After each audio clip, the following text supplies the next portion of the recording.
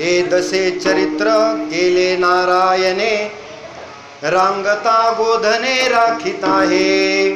हे दसे चरित्र केले नारायणे, रांगता गोधने राखीत आहे. हे सोंग सारिले या रूपे अनंते, पुढेही बहुत करणे आहे. आहे तुका म्हणे धर्म संस्थापने, आहे तुका म्हणे धर्म संस्थापने, केला नारायणे अवतार. माझी वाणी तुझे वर्णी गुण नाम, ऐसे देई प्रेम काही का. महायोग पीठे तटे भीमरथ्या, वरम पुंडरी काय दातुम मुनींद्रे. समागत्य तिष्ठन्तमानंद कंदम, परब्रह्मलिंगम भजे पांडुरंगम.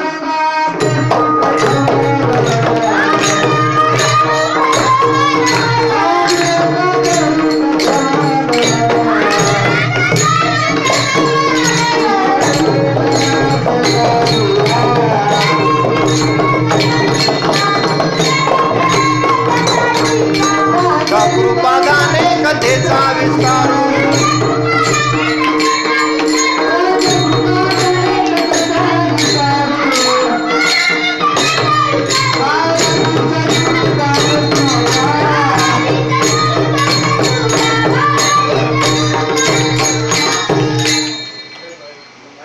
पांडुरंगा करू प्रथम नमन, दुसरे चरण संतांचिया. त्यांच्या कृपादाने कथेचा विस्तारू, बाबाजी सद्गुरु दास तुका. जयांचे केलिया स्मरण, होय सकळ विद्यांचे अधिकरण. तेची वंदू श्री चरण श्री गुरूंचे, ते नमस्कारोनी आता. करारविंदेन पदारविंदम, मुखारविंदे विनिवेशयन्तम. वटस्य पत्रस्य पुटे शयानं, बालं मुकुन्दं मनसा स्मरामि. भजे व्रजे कमण्डलं समस्त पापखण्डनं, स्वभक्त चित्तरञ्जनं सदैव नन्दनन्दनं. सुपिच्छ गुच्छमस्तकं सुनाद वेणुहस्तकं, अनङ्गरङ्गसागरं नमामि कृष्णनागरं. ब्रह्मानन्दं परमसुखदं केवलं ज्ञानमूर्तिं, द्वन्द्वातीतं गगनसदृशं तत्त्वमस्यादिलक्ष्यम्. एकं नित्यं विमलमचलं सर्वधी साक्षीभूतं, भावातीतं त्रिगुणरहितं सद्गुरुं तं नमामि. प्रस्तुत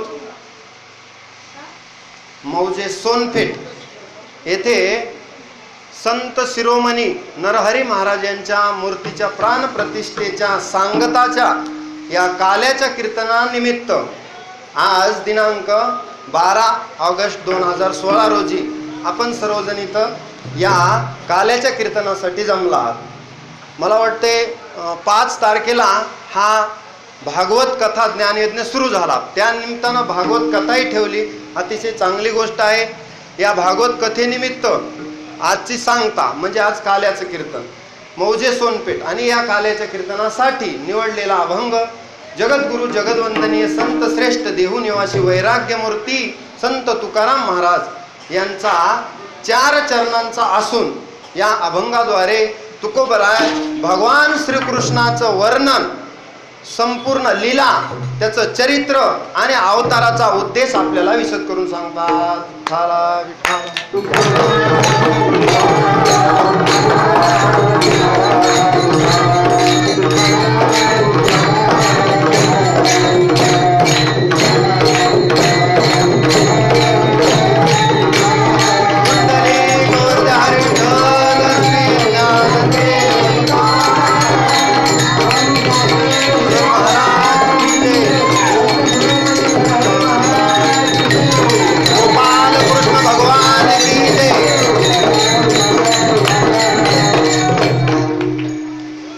आपण सर्वजण गुणीजन श्रोते आहात.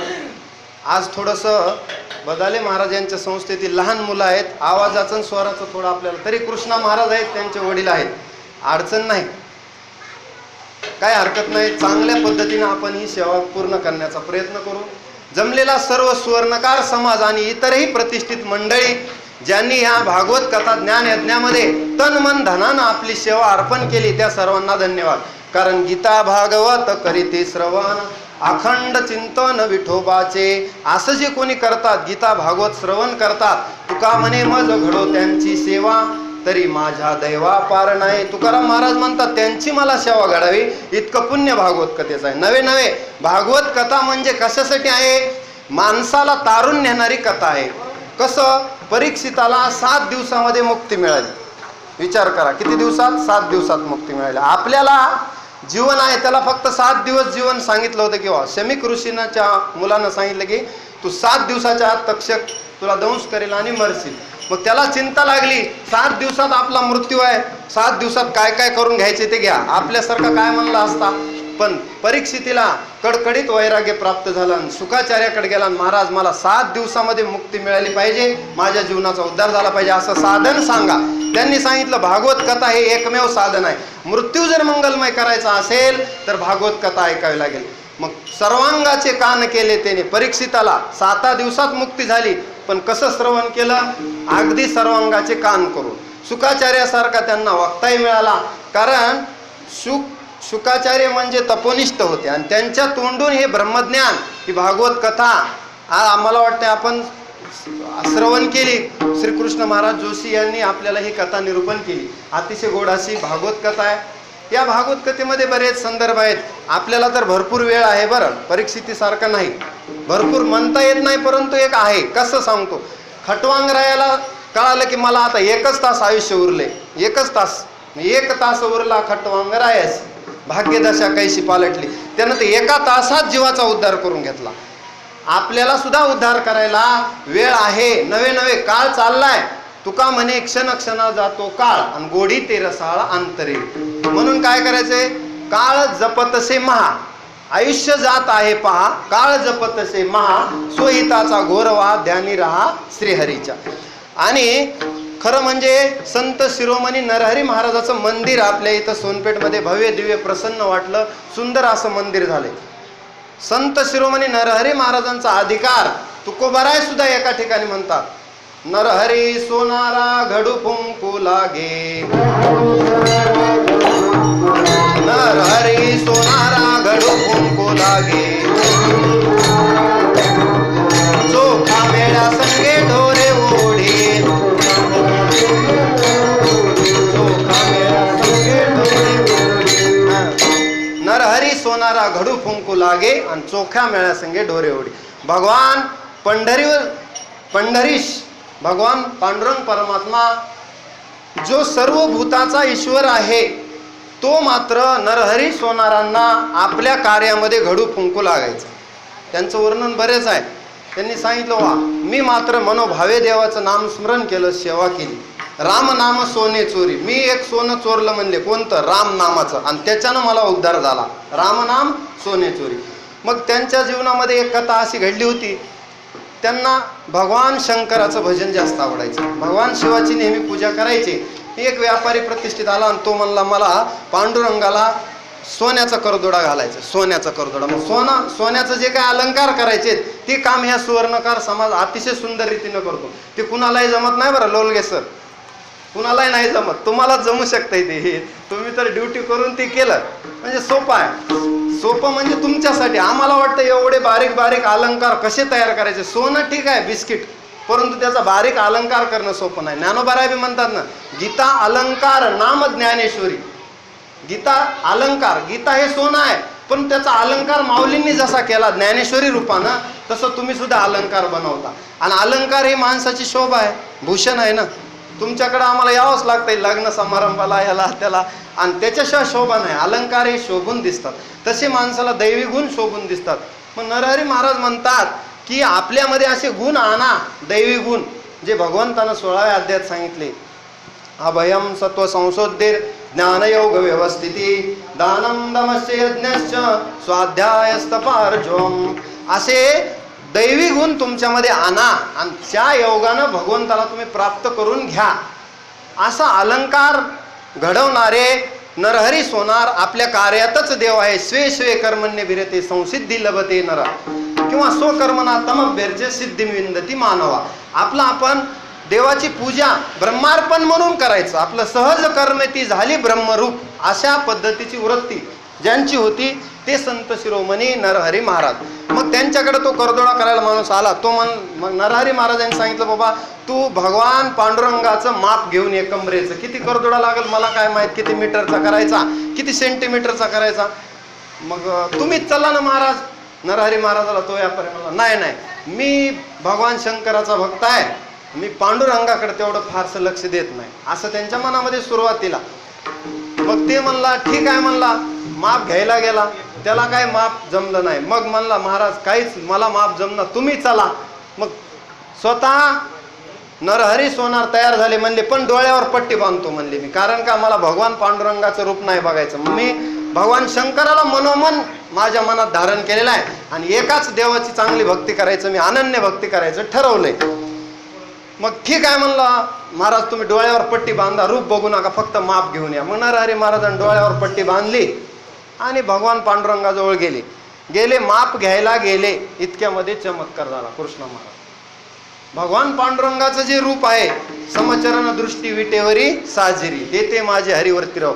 त्यांनी अंगाला स्पर्श केला पांडुरंगाच्या आणि आश्चर्य असं घडलं की महादेवाचं लिंग, महादेवाचं त्रिशूळ, महादेवाचं डमरू, महादेवाचा साप, महादेवाचे जे जे अलंकार आहेत ते त्यांच्या हाताला लागले.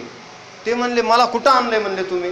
माझं जे नित्य उपासना दैवत जे आहे ते म्हणजे भगवान शंकर आहेत, त्यांच्याकडेच तुम्ही घेऊन तर आला नाहीत ना. डोळे उघडून बघतात तर खरोखर महादेव आहेत. मग त्यांना हे कळून चुकलं की भगवान पंढरीश परमात्मा पांडुरंग आणि शंकर एकच आहेत. म्हणून महाराजही म्हणतात, हरिहरा भेद नाही करो नये वाद, हरिहरा भेद नाही करू नये वाद.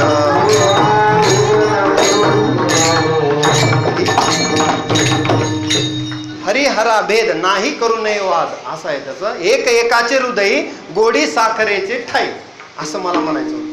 मग त्यांच्या लक्षात आलं की पांडुरंग आणि शंकर एकच आहेत, त्यांच्यात भिन्नत्व नाही. त्याचं असं आहे, एकच शक्ती हे विश्व चालवते. मग तिला वेगवेगळे नाव आहेत, फक्त कामाच्या ह्याच्यामुळं त्यांना नावं अलग अलग पडले.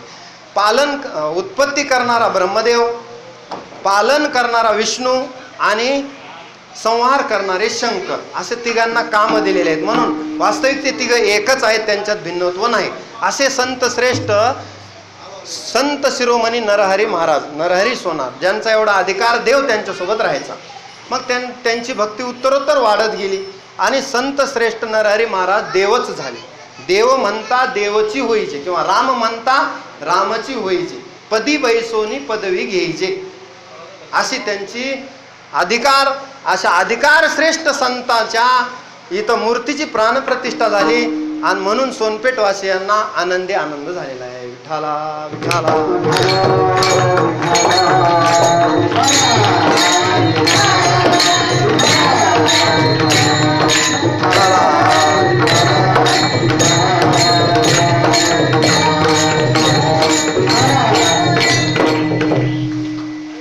चला आज आपल्या या भागवत कथा ज्ञान यज्ञ आहे. कारण नाही ज्ञानेन सदृशम पवित्रमेह विद्यते तत्स्वयं योग संसिद्ध कालेन आत्मनि विंदती. ज्ञानासारखं या संसार रूपी सागरामध्ये तरुण जायचं असेल तर खात्रीलायक साधन दुसरं कोणतं नाही ज्ञानाशिवाय.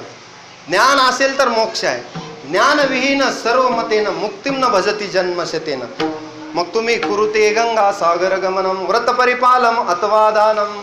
ज्ञानविहीन सर्वमतेन मुक्तिं न भजती जन्मशतेन. भज गोविंदम भज गोविंदम भज गोविंदम मूढमते. प्राप्ते सनिहिते मरणे नहीं नहीं रक्षति डुक्रूय करणे. असं शंकराचार्यांचं वचन आहे की ज्ञान असल्याशिवाय मोक्ष मिळत नाही, मुक्ती मिळत नाही. म्हणून असा भागवत कथा ज्ञान यज्ञाचा आज सांगता समारंभ. या भागवत कथा ज्ञान यज्ञाची सांगता काल्यानं होत असते. आणि आपणा सर्वांना माहीत आहे, काल्याचं कीर्तन म्हटलं की मर्यादा आहे. भगवान श्रीकृष्णाचं चरित्र वर्णन करायचं. संपूर्ण भागवत कृष्णाचं चरित्र सांगते. त्याच्यातला विशेष करून कोणता स्कंद? दशम स्कंदात भगवंताच्या बाललीलांचं वर्णन जास्त. आणि काल्याचं अशी परंपरा आहे आपल्या ह्याच्यामध्ये की केले देवे गोकुळी चरित्र ते उच्चारावे केले देवे गोकुळी. भगवान श्रीकृष्णानं जे गोकुळात चरित्र केलं ते चरित्र उच्चारण करायचं आणि त्या चरित्राचा लाभ आज घ्यायचा. भगवान श्रीकृष्णानं लहान असतानाच चरित्र सुरू केलं म्हणून तुकोबाराय अभंगाच्या पहिल्या चरणात म्हणतात,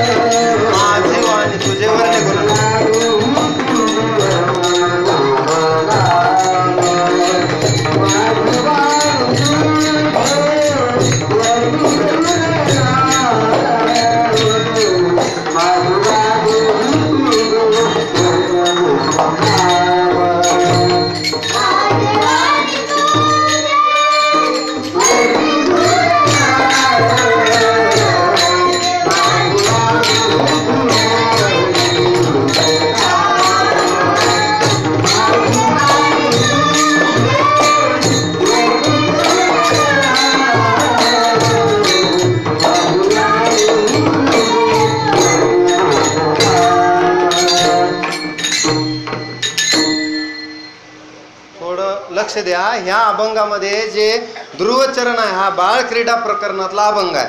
त्याच्यामुळे ह्याचं ध्रुवचरण माझी वाणी तुझे वर्णी गुण नाम ऐसे देई प्रेम काही कळा असं घ्यायचं. ए दशे चरित्र केले नारायणे रांगता गोदने राखीत आहे. आता पुढे हे सोंग सारेले या रूपे अनंते जे आहे ना त्याच्याऐवजी माझी वाणी तुझे वर्णे गुण नाम त्याला 4 चरणाचा अभंग आपल्या संप्रदायात करतात. 3 चरणाचा असला तरी ते 1 चरण त्याला जोडून 4 चरणाचं, त्यामुळे असा अभंग आहे. विठ्ठला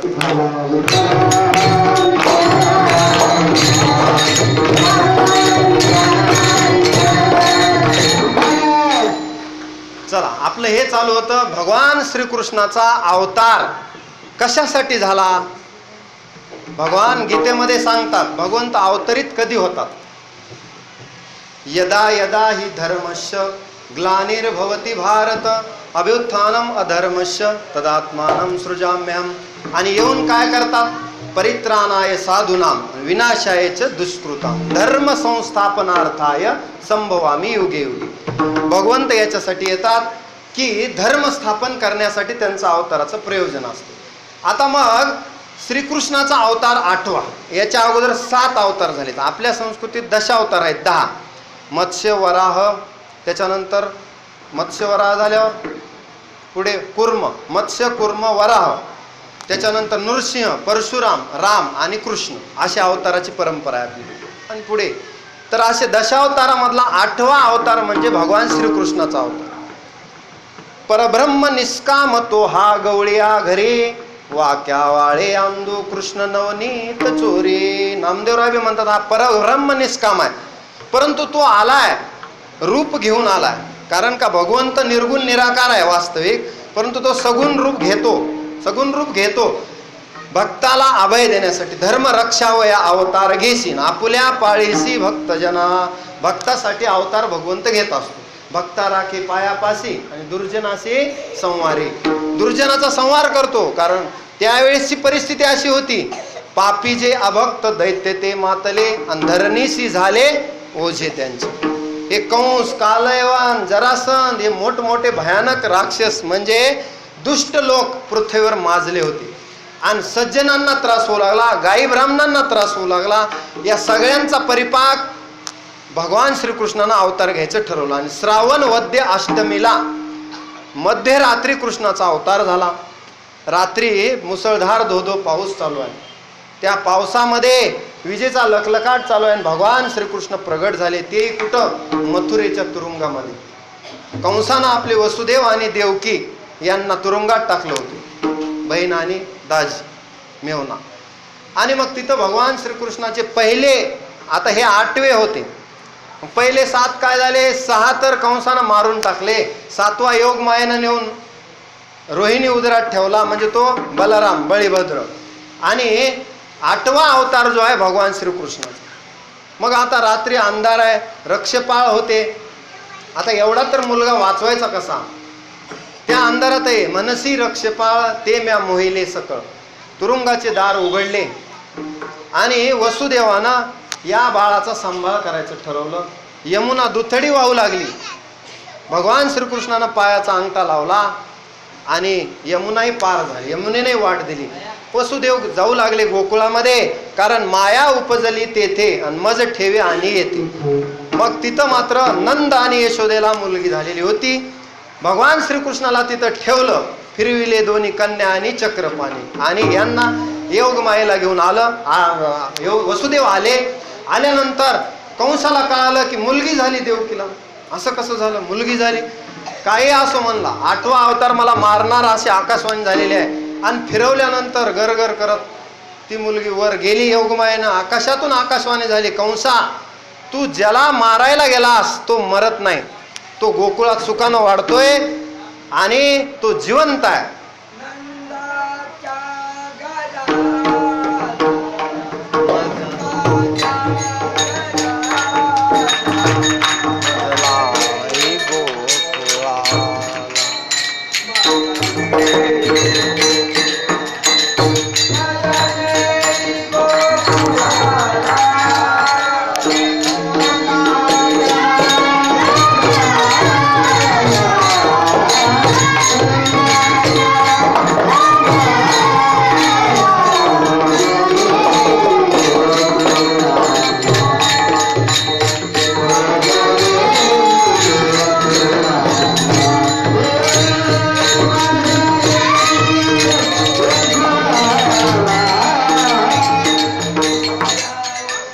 नंदाच्या घराला मज नाही गोकुळाला. थोडं प्रमाण लेट झालं, कारण ते जातानाच होतं. वसुदेव यमुनेतून जात असताना काय हरकत नाही, चांगलं प्रमाण दिलं महाराजांना.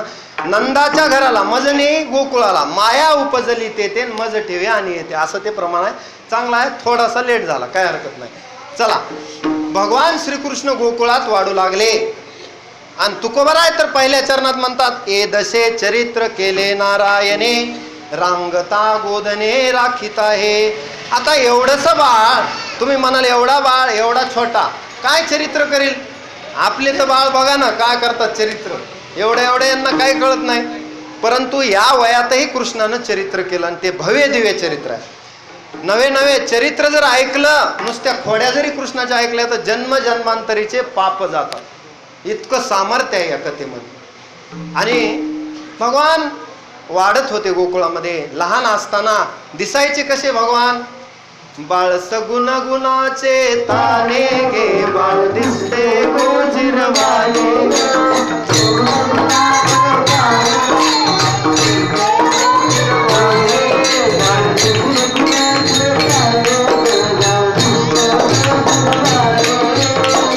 काय सांगत आगाराने.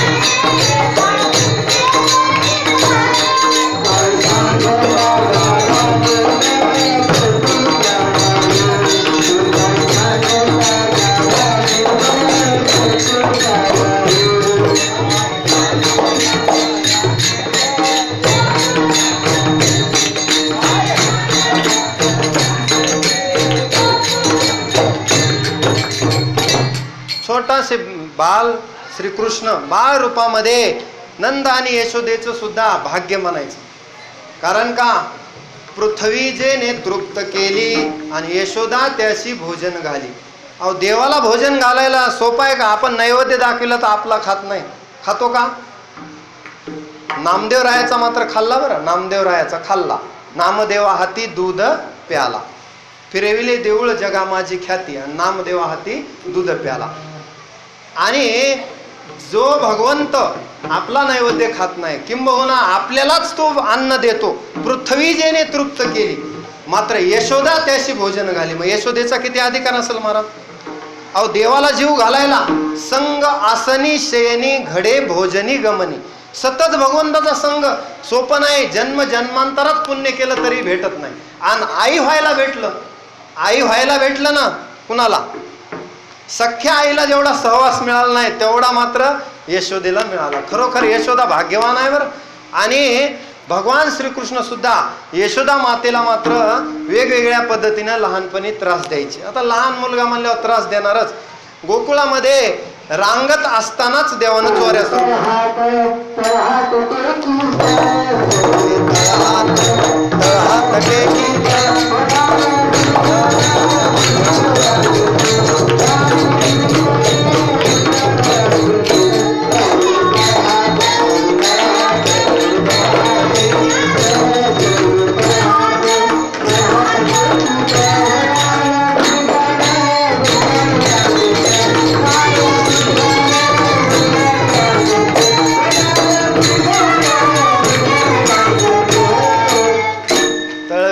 हात टेकीत डाव्या गुडघ्याने रांगत, किंवा रांगत रंगणी चोरीत लोणी.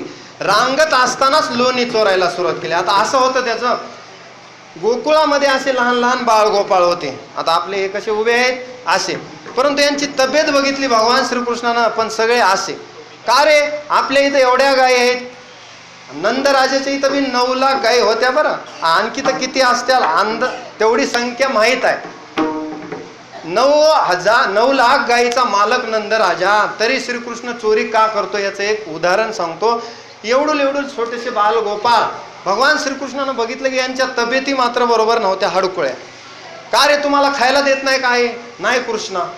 का देत नाही? ते सगळं दूध मथुरेला आणि आम्हाला प्यायला ताक, आणि दूध सगळं लोणी तूप सगळं कुठं चाललं? म्हणजे सार सगळं चाललं मथुरेला, आणि मथुरेत सगळे त्या कंसाचे राक्षस, म्हणजे राक्षस व्हायले जाड ताकदवान, आणि आपले बाळ गोपाळ भक्त मात्र असे. कृष्णानं सांगितलं उद्यापासून इथून जी दुधाची दह्याची जाणारी पाईपलाईन आहे ती खंडित करून टाकायची. याल तरी यारे लागे अवघे माझ्या मागे मागे.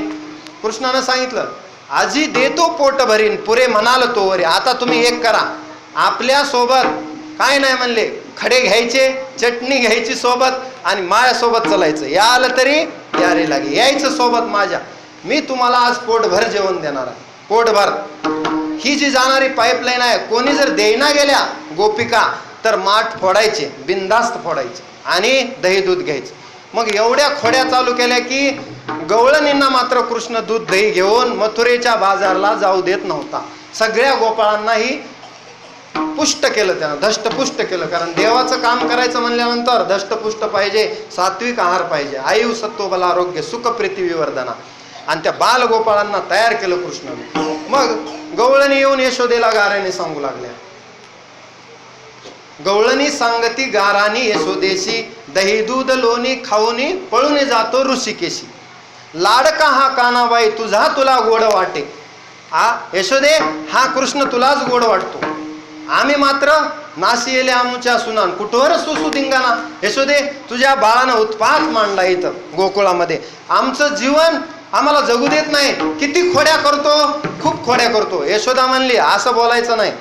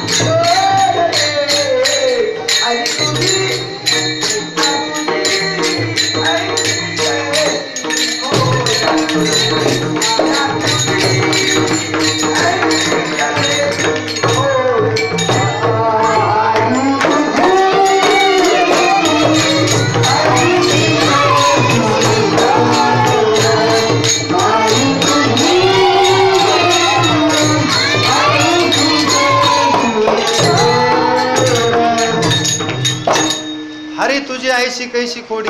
अरे तुझ्या खोड्याच हरे आम्हाला कळत नाहीत, कळतच नाही तो. कधी भगवान श्रीकृष्णानं चोरी केली पत्ता लागत नाही. पाहती गवळणी तवती पालती दुधानी. गवळणी बघतात आताच दही दूध होतं, आताच नाही. मनती नंदाची या पोरे. आणि आजी चोरी केली खरे, तयाविन नासी नव्हे दुसरी ऐशी. त्याच्याशिवाय ही खोडी कोणी करू शकत नाही. चोरी तर करायची पण कळाली नाही पाहिजे, अवघड आहे ना. आणि उलट कोणी जर मध्ये जास्त गोपिका करू लागल्या तर खायचा लोणी आणि त्या गोपिकांच्याच गालाला लावून भगवान चलत राहायचे. आणि मग त्या सगळ्या गवळणी मिळून यशोदेपाशी, यशोदे देती गाराणी, यशोदेला येऊन गाराणी सांगतात.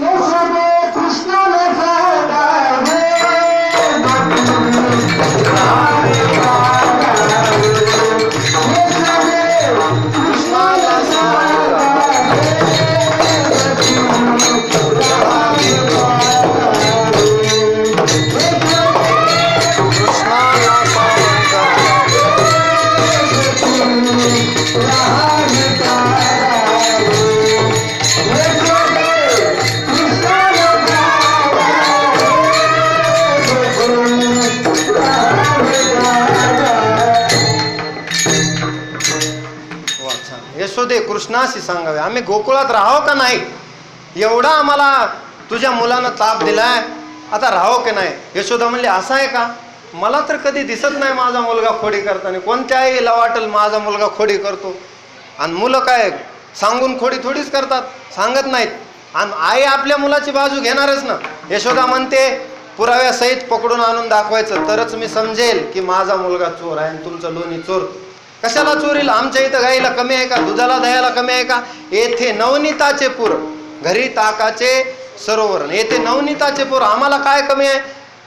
पण कृष्णाला एक दिवशी दिसल्यानंतर यशोदेला वाटलं खरंच जर चोरी करीत असला तर काय सांगावं, याला आपण बांधून टाकू. म्हणून यशोदा दाव शोधू लागली. जास्त खोड्या झाल्या, घरचे घरी सुद्धा खोड्या करू लागला कृष्ण. मग यशोदेने ठरविलं बांधायचं. बांधा उकळाला याला, बांधा उकळाला. मग म्हणले घ्या दोरी. बांधायला गेल्यानंतर चमत्कार असा झाला की 2च बोट दोरी कमी पडायची. पुन्हा यशोदा बेजार व्हायची. पण भगवान काही बांधल्या जाईना, याचं काय कारण असेल. हा गे ब्रह्मविद्येचा जनिता, तुम्ही याला बांधू पाहता गे, हा कैसा येईल हातागे गोकुळच्या नारी.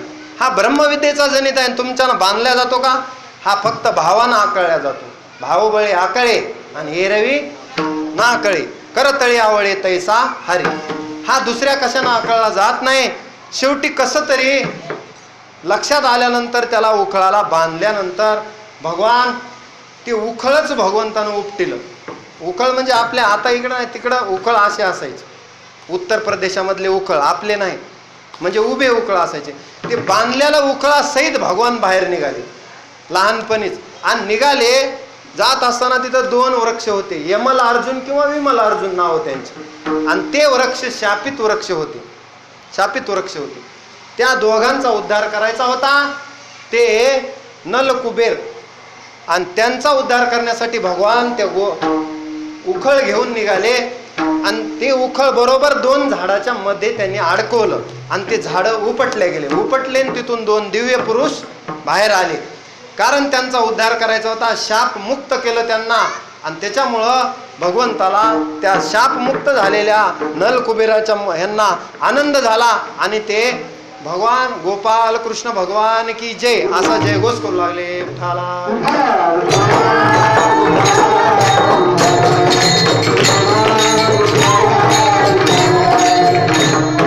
मग तुकोबाराय म्हणतात ए दशे चरित्र केले नारायणी. हे जे चरित्र केलं रांगताना हे चरित्र आहे. पुढे गोधने राखताना आपण बघणार आहोत. आधी रांगतानाच चालू आहे आपलं. सध्या रांगताना काय काय चरित्र केलं हे चरित्र भगवंताचं आहे. आणि भगवंताचा अवतारच ह्याच्यासाठी आहे. अवतार गोकुळे हो जनतारावयासी,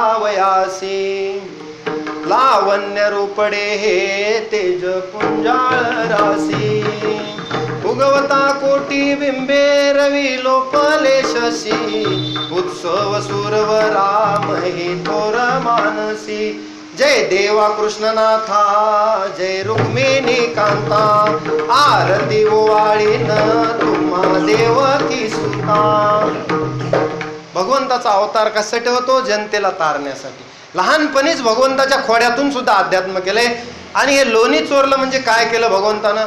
भो भरावतारकम भवाब्दी कर्णधारकम यशोमती किशोरकम नमामि चित्त चोरकम.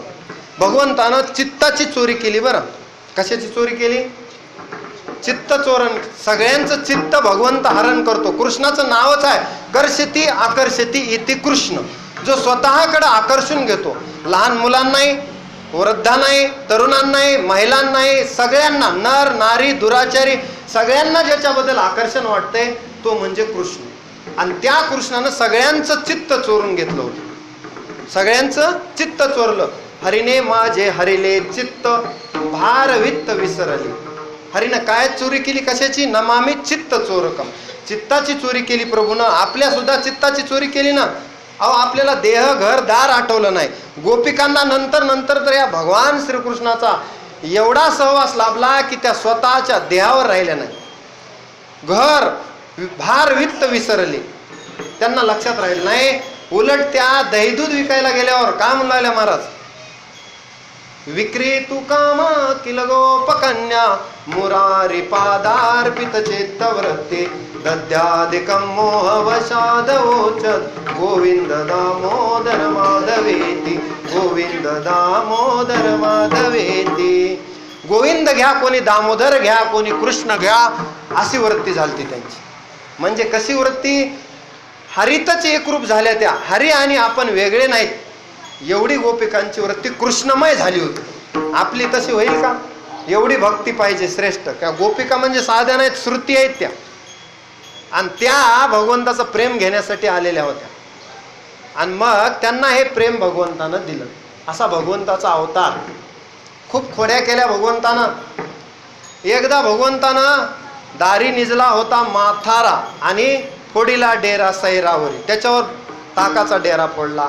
त्याच्यानंतर एका गोपिका झोपली असताना तिची वेणी आणि तिच्या पतीची दाढी यांची गाठ बांधली देवानं.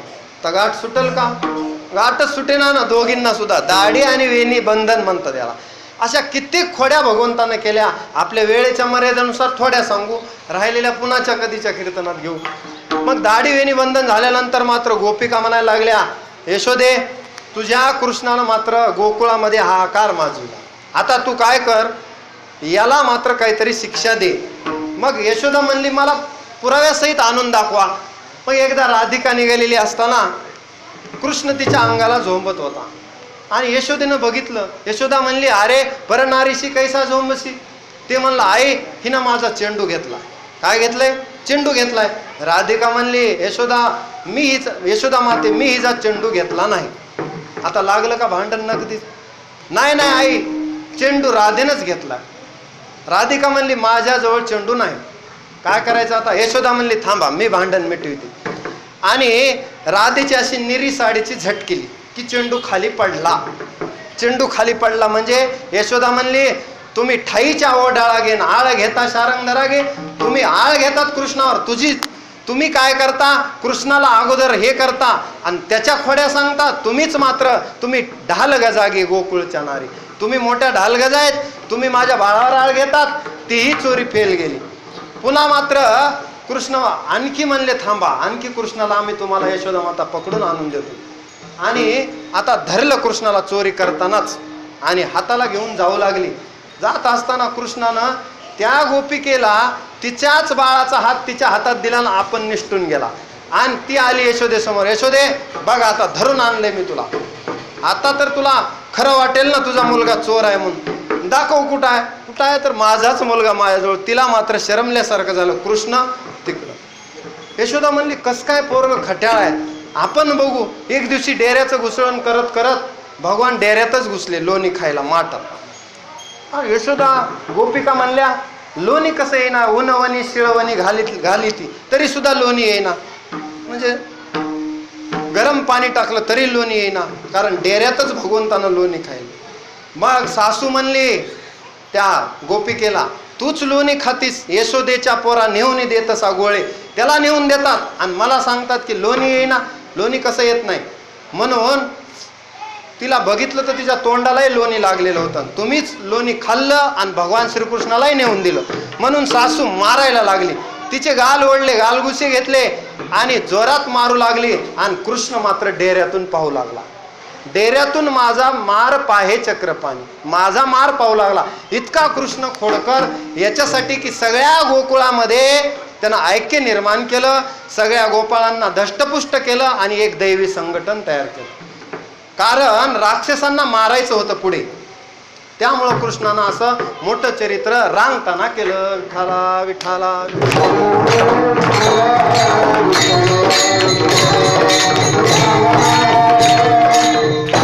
आता पुढे यशोदा म्हणली, बाळा तुझ्या खोड्या बस झाल्या, आता खोडी टाकून दे. आता उद्या जाई राणा सवे घेऊन गोधना. आता तू काय कर, गावात राहूच नको. गावात तुझे घराने ऐकून माझे कान किटले. तू काय कर, गायी घ्यायच्या आणि गोपाळासोबत यमुनेच्या काठी गायी चारायला जायचं. गावात नकोच आपल्याला.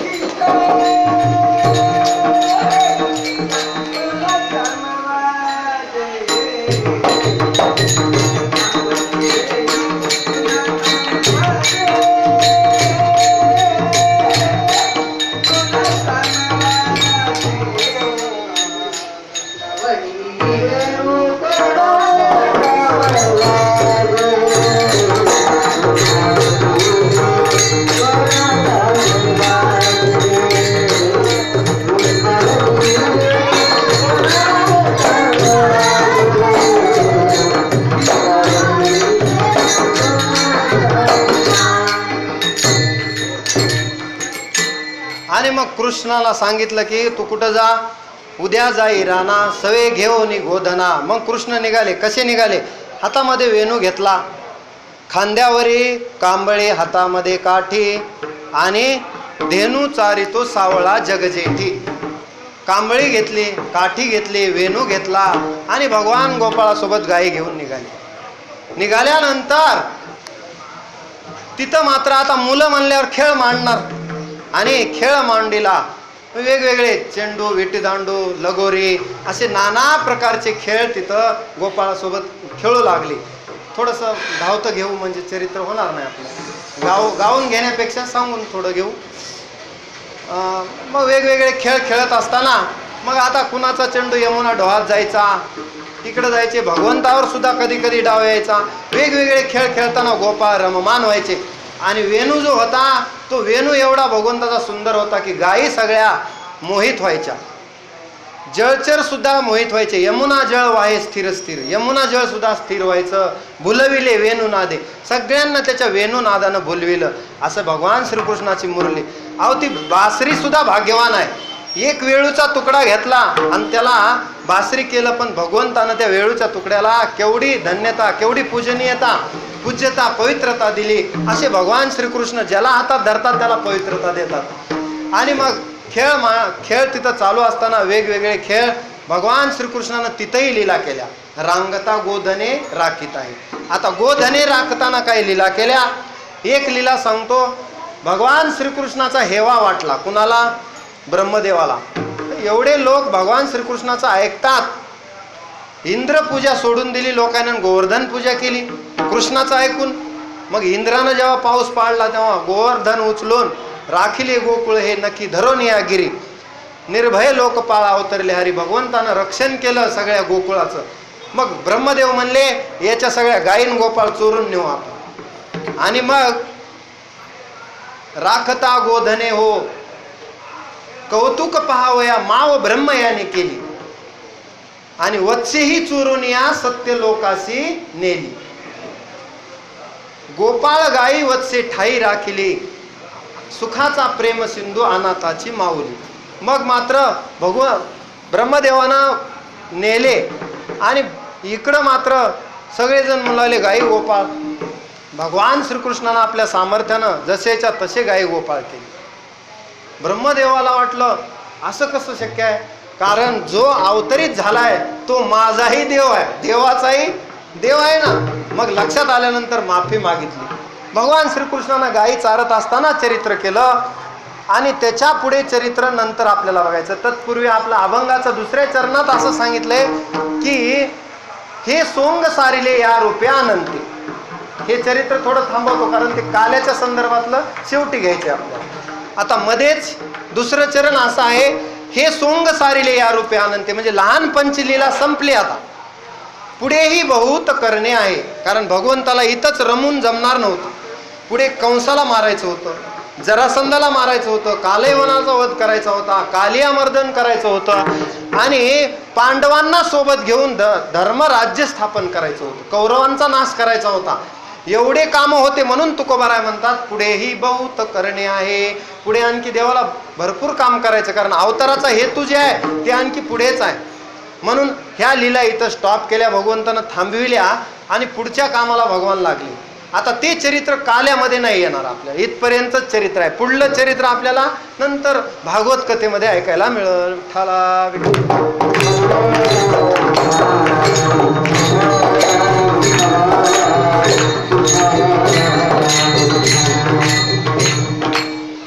आणि मग भगवंतानं ठरवलं आपलं पुढचं कार्य आहे, कारण पुढे कार्य करायचं होतं. म्हणून त्याचा अवतार का होता हे तुकोबारायानं सांगितलं की तुका म्हणे धर्म संस्थापने आणि केला नारायणे अवतार. धर्म संस्थापन करण्यासाठी देव येतो. अधर्म जर जास्त झाला ना तर देवालाही सहन होत नाही, तो धर्म स्थापन करण्यासाठी येतो. धर्म संस्थापनार्थाय संभवामी युगे युगे. असा भगवंत त्या गोधने चारत असताना सर्व गोकुळामधले गोपाळ एकत्र झाले आणि त्यांनी असं ठरवलं की कृष्णा खूप झाला खेळ, आता बहु केली वनवन पाय पिटी झाला सेन. आता देवा खूप झालं म्हणले आता, कारण का चला वळवू गाई आणि बैसू जेवू एके ठाई, किंवा झाली आता वेळ म्हणती अनासी दोऱ्या. गोपाळांनी सांगितलं देवा आता एवढे खेळ खेळून आम्ही दमलोत, आता काय करा, आता काही पोटा पाण्याचं आम्हाला बघू द्या. खांदी भार पोटी भूक आणि काय खेळायचे सुख. आता खेळायचं सुख मिळणार नाही देवा, आता जेवायचं आम्हाला बघायचं. मग भगवान म्हणले ठीक आहे, म्हणले आपल्याला आता काला करायचं. काय करायचंय? काला. सगळ्यांनी आपल्या शिदोऱ्या घेऊन या आणि एकत्र करा. काला म्हणजे गुरुजी एकतेचा संदेश. बरं, भगवान श्रीकृष्णानं सामाजिक बंधुता एकता आज जे आपले मूल्य आहेत ते त्यावेळेस रुजविले. एकता आणली समाजामध्ये, एकत्र केला काला. कारण ह्या शिदोऱ्या म्हणजे प्रत्येकाच्या प्रारब्धाच्या शिदोऱ्या होत्या, त्याच्यामधलं अध्यात्म घेतल्यानंतर. कारण का ह्याच्यामध्ये सुद्धा अध्यात्म आहे. कवाड भ्रांतीचे उघडिले, कुलूप मायेचे तोडिले. कृष्णानं कुणाचं काय केलं? अविद्या जी होती आपल्याकडे ती तोडून टाकली, माया तोडून टाकली आणि देवाकडे घेऊन गेला तो आपल्या. कुलूप मायेचे तोडिले. भगवंतानं आपल्या माया जी आहे आपल्या आजूबाजूला, ती आपल्या मायेत जी आपण गुंतलो आहोत ती सुद्धा तोडून टाकली आणि सगळ्यांना भगवंताच्या चरणावर भगवंत कार्यामध्ये लावलेला आहे. असे भगवान श्रीकृष्ण काला करण्यासाठी येतात. आता तोच काला आपल्याला मृत्यू लोकातच मिळतो. बरं, आता थोडंसं काल्याचं चरित्र 15 मिनिटं बघू. विठ्ठला विठ्ठला.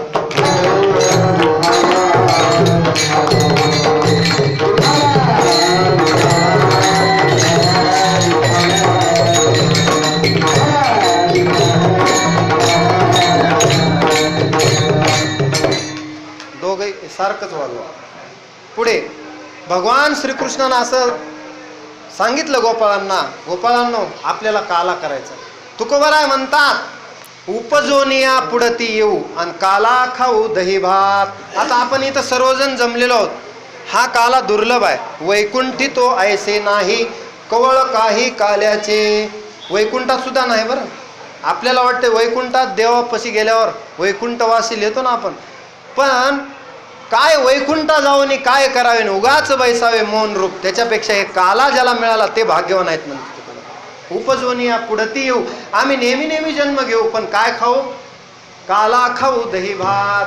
असा काला आम्हाला करायचा आहे. तो वैकुंठी तो ऐसे नाही कवळ काही काल्याचे. आणि आम्ही मग कसा खाणार? एकमेका देऊ मुखी आणि सुखे घालू कुंभरी. तुका म्हणे वाळवंटन बरवे नीट उत्तम. असा एक तुको भरायचा. काला पर प्रकरणात बरेच अभंग आहेत. कंठी धरला कृष्ण म्हणे असे. या सगळ्यांचा सार काय आहे की काला हा दुर्लभ आहे. खडकी सोडिल्या मोठान आजीचा दही काला गोमटा. घ्या रे दही भात आम्हा देतो पंढरीनाथ. असा काला वैकुंठातही दुर्लभ आहे, तो आपल्याला मिळतो. म्हणजे आपण भाग्यवान आहे. भगवान श्रीकृष्णाच्या संगतीत जो जो राहिला तो धन्य आहे. कृष्ण, आपली वृत्ती कृष्णमय झाली पाहिजे. भागवत ऐकून आपलं मन कृष्णामध्ये एकाग्र झालं पाहिजे. कृष्ण माझा गुरु, कृष्ण माझा तारू, आणि उतरी पहिलं पारू कृष्ण माझा. कृष्ण माझी माता, कृष्ण माझा पिता, सोयरा सखा बंधू सज्जन कृष्ण माझा. म्हणजे कृष्णच झाला पाहिजे. कृष्ण मग गोविंद ते काया आणि भेद नाही देवा तया असं सांगितलं. मग ह्या गोकुळामध्ये सगळ्यांना काला मिळाला. सगळ्यांना काला खाण्यासाठी सगळे एकत्र झाले. भगवान श्रीकृष्ण तिथला आनंद वर्णन करतात एका अभंगात तुकोबर आहे. कसा? गोकुळीच्या सुखा आणि अंत पार नाही लेखा. बाळकृष्ण नंदा घरी आनंदल्या नर नारी. आणि सगळ्यांना आनंद झालाय. आनंद व्यक्त करताना असे गुढिया तोरणे करीती कथा गाती गाणे. तुका म्हणे छंदेन मन मोहिले गोविंदे. सगळ्यांचं मन आकर्षून घेतलंय भगवंतानं. गोकुळात त्याचा अवतार आहे ना. अवतार गोकुळी हो जन तारावयासी. त्याच्यामुळं सगळ्यांना आनंद झाला. भगवंतानं असा काला हा केलेला आहे. आणि या काल्याच्या संदर्भात वेगवेगळ्या कथा आपल्याला संतांनी सांगितलेल्या आहेत. आपल्या वेळेच्या मर्यादेनुसार आपण थोड्या सांगण्याचा प्रयत्न केला. तोच काला आपण इथं आज केलेला आहे. सर्वांना मिळणार आहे काला. आणि काला जो घेतात ते धन्यवाद. आता काला म्हणजे काय थोडं अध्यात्म सांगतो. एकदा भजन करा विठ्ठल.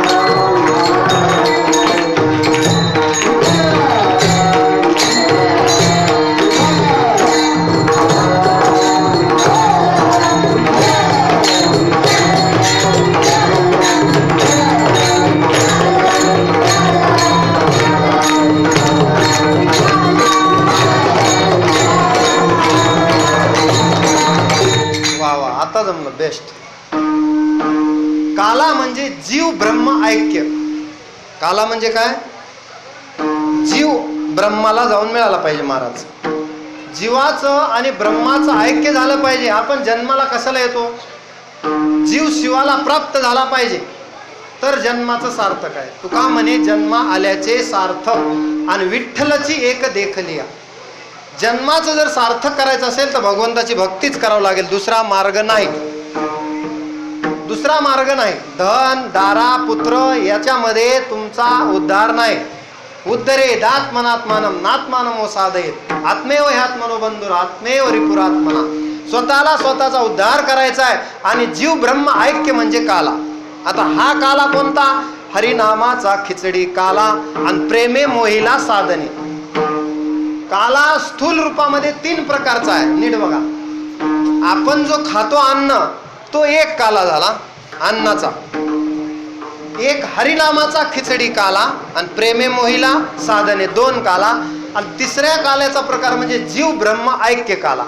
काल्यामधून माझा जीव परमात्म्याशी एकरूप झाला पाहिजे.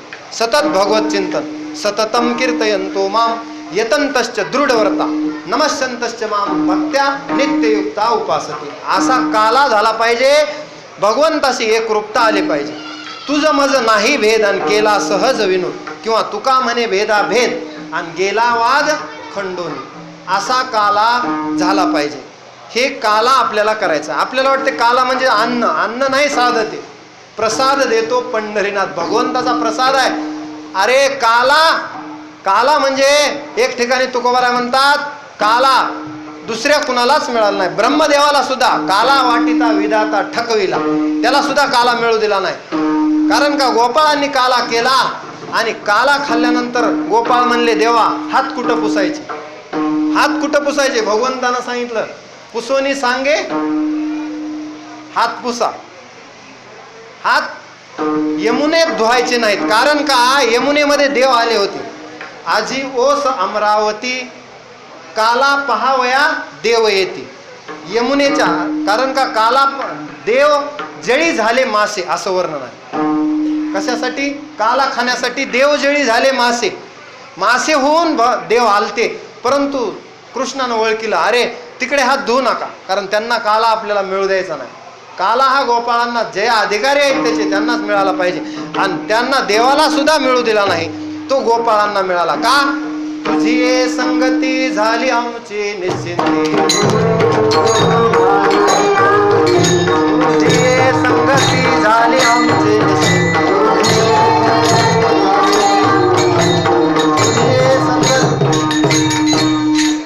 आपलं म्हणण्यात चुकलं. तुझी संगती झाली आमची निश्चिंती, झाली आमची निश्चिंती, झाली आमची निश्चिंती असं म्हणाय पाहिजे. हे काय झालं, आपलं आजचं कीर्तन थोडं घाई गडबडी झालं, उशीर झाल्यामुळं मला वाटलं खालच्यापैकी कोणी मिळणे, आता महाराज बस करा आता तुमचं, म्हणून मी थोडी घाई करालो. मला वाटलं होतं 11ला सुरू होईल, पण ते उशीर झाल्यामुळं लीला भगवंताच्या भरपूर आहेत. मग थोड्या कसा हायलाईट बातम्या असतात ना आपल्या, तसं घेतलं थोडं. बरं, काल्याचं चरित्र वास्तविक दमान घ्यायला पाहिजे, एवढी गडबड म्हणल्यावर काय डोक्यात बसत. पण थोडं फास्ट झालं. लोलगे सर म्हणले आता उशीर झालाय म्हणले, आणि कसं आहे सगळ्यांना वाटतंय आणखी घ्यावं, परंतु पाऊस पाणी आहे अंदाज बघून, आणि पुढे सगळ्यांना काला घ्यायचा आहे. ठीक आहे, भगवंताच्या लीला तर किती सांगावं. महिपत्र सिंधू आटे असं सांगितलंय. किती सांगू कृष्णाच्या खोड्या. महिपत्र सिंधू आटे एवढं. तदपितो गुणानाम ईश पारम नयाती. अरे देवा, तुझं रात्रभर जरी सांगत बसलं तर ते संपूर्ण होत नाही, आज कधीच तृप्त होत नाही. बरं, कुठलाही कोणी जरी असला संत महात्मा, भगवंताच्या लीला सांगून आणखी काही तृप्ती झालेली नाही. कारण एवढ्या लीला भगवंताच्या गोड आहेत, फक्त त्याचा रंग लागला पाहिजे. मनाला रंग भगवंताचा लागला पाहिजे, रंग त्याचा लागला पाहिजे, मग मात्र सर्व अवघं विश्व गोड आहे. मग अवघाची संसार सुखाचा करेल. सगळं विश्व गोड आहे, पण भगवंत आपला जवळ करावा लागतो, मग मात्र जग अवघे कृपा करी. भगवंताच्या सोबत सगळ्यांना राहायला मिळालं. भगवंताचं हे चरित्र या अभंगातून थोडक्यात आपण वर्णन केलं. आपला विषय चालू होता काल्याचा, आणि मग काला भगवंतानं केल्यानंतर स्वतः भगवान शुकाचार्य भागवतामध्ये श्लोक म्हणतात विभ्रत वेणू, आणि तो श्लोक म्हणून काला सगळ्यांना वाटतात. आज आपल्याला सुद्धा हा काला सर्वांना इथं वाटायचा आहे. काल्याचे अभंगही घ्यायचेत, आणि थोडक्यामध्ये आपल्याला आता ही सेवेचं सांगता 1-5 मिनिटामध्ये करायचे. विठाला विठाला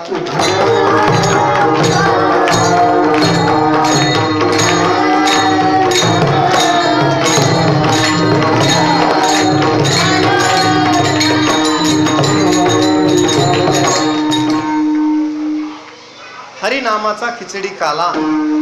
आता आपल्याला सर्वांना काला घ्यायचा आहे. आज जी काही संत शिरोमणी नरहरी महाराज यांच्या मंदिरामध्ये सेवा करण्याचा योग आला. सोनपेठवासियांचं प्रेम आमचे कृष्णा महाराज मला सकाळी अगदी 10 वाजता शाळेमध्ये गेलो होतो, म्हणले महाराज लगेच चला, आता रजा टाका, आपल्याला कीर्तनाला जायचं. ठीक आहे म्हणलं चला, आणि लगेच मी इकडं आलो. म्हणजे भूमिका बदलली. भगवंताची सेवा करण्याचा योग मला वाटतंय संत नरहरी महाराजांच्या मनात असेल की माझी सेवा त्यांच्या मंदिरात व्हावी. मी स्वतःचं भाग्य असं समजतो. समस्त सुवर्णकार समाजाने जे प्रेम दिलं, त्यांनी मला इथं बोलवलं, त्याबद्दल सर्वांचे धन्यवाद. झालेली सेवा संत नरहरी संत शिरोमणी नरहरी महाराज नरहरी सोनार यांच्या चरणी समर्पित करतो. सेवेला पूर्णविराम. विठोबा